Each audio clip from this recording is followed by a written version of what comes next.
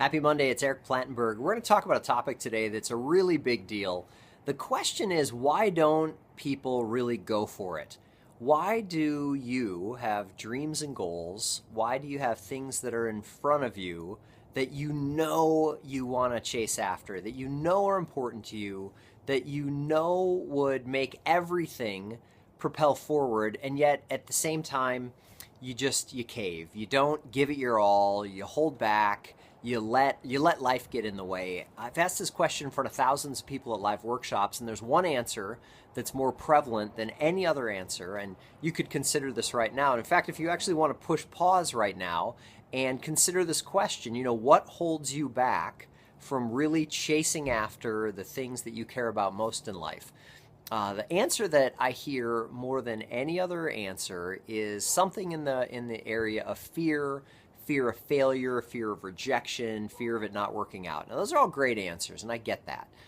And I actually don't think that they're the right answer. I think that there's an answer that's deeper than that. Because what are you really afraid of? Like, what is the fear of failure? Or some people say the fear of success. What actually is that? And I think that this is what it is. I think that the number one reason that people don't really get the things that they want out of their life, out of their relationships, out of their physical health and body, out of their potential financial rewards, out of their career, out of all of it, is because they hold back. And the reason that people hold back is fundamentally because that they believe the lie that if you really gave it your all, if you really cracked yourself open and fully committed, loved with all of your heart, ran as hard as you could, dedicated yourself to the project, really just put yourself on the line, that if you did that and if you failed, that would be worse than not giving it your all. And it couldn't be further from the truth. What really hollows a person out is when they emotionally, physically, mentally check their best, most capable self at the door. And I actually have a lot of practice with this one. So a lot of people, you'll see that I've climbed this mountain, or that I've built that company, or that I've traveled around this or that, or whatever it may be. But what never makes the resume, or what never makes the interview, what people never talk about on the shows, is all of the times that I epically fail. And I just had one recently that I'm going to tell you about. It's a little bit of a long story, but I think this is good. So for the last handful of months, I've been training for this 50-kilometer race. It's here in Central Oregon. It's called the Flagline 50. And I've dedicated literally dozens and dozens of hours, woken up early, like 4 in the morning sometimes, 5 in the morning to go run. I've made a pretty huge sacrifice of time, of calories, of energy, of all of that stuff to go complete this race. Well, as it turns out, I get food poisoning the day before the race, and I'm still excited to go. And not only am I excited to go, but I'm excited to break my record, my time record. So I get out there and I'm running. First 8 miles were great. By 21 miles into a 31-mile race, I was an hour and a half ahead of my best time. So I'm doing great. Everything's really good, except for the fact that I'm really starting to get cold. The weather had turned. It was 30 some degrees and raining. It's actually September here in Oregon, and I'm running through the snow. So by mile 24, I was getting really cold, and I had that little voice in my head, the voice that you've probably heard before, that said, this isn't going to work out so well.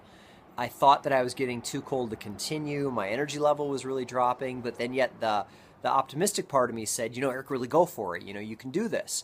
So I actually had somebody in the aid station, a very kind woman, supportive, just look me in the eye, and she's like, "You're not a quitter."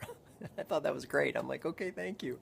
So, I headed out of the aid station, and I had that feeling that it wasn't going to go well, but I persisted. And I remember sitting there and having this talk with myself that, this is not gonna end well.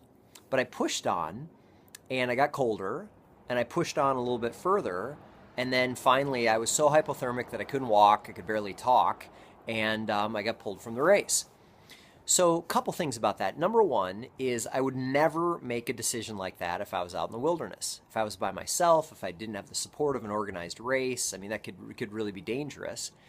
And then secondarily, this brings this whole thing to fruition here on how am I feeling now? So that was exceptionally painful day. I was cold for literally days, and is embarrassing. There I am on the phone, in some guy's car, calling Michelle to come find me. And my buddy Andrew, who kicked total tail that day, ran past me and he finished the race. So what kind of wuss am I that I couldn't finish the race? He was out there running in the same conditions. So I had all that going on. But at the end of the day, I know, like I deeply know, that I left it all out there. I didn't fold, I didn't waffle, no, I didn't complete the race, but there's absolutely no regrets because I did the best that I could and I still came up short.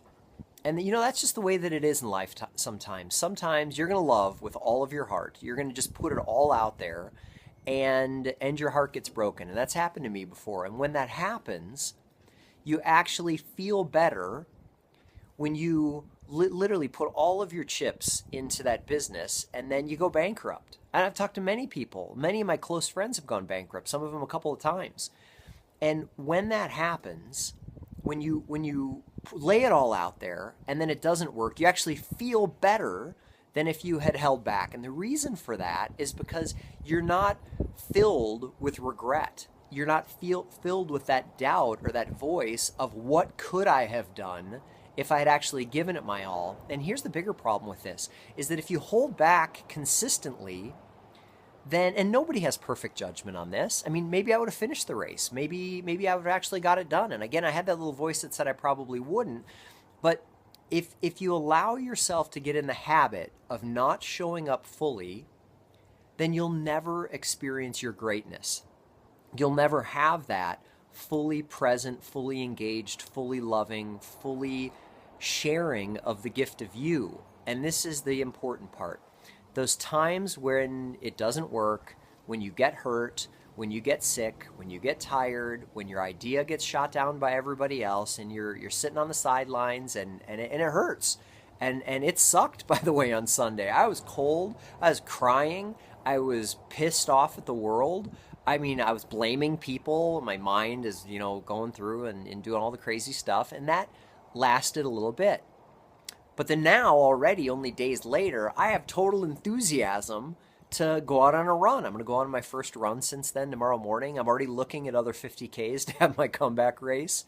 And inside, I sleep really well at night knowing that I really left it all out there. And yes, I came up short. And that's not just cliche that the greatest people fail the most. So instead of answering that question with why do I hold back, it's because I'm afraid of failure, really think about this.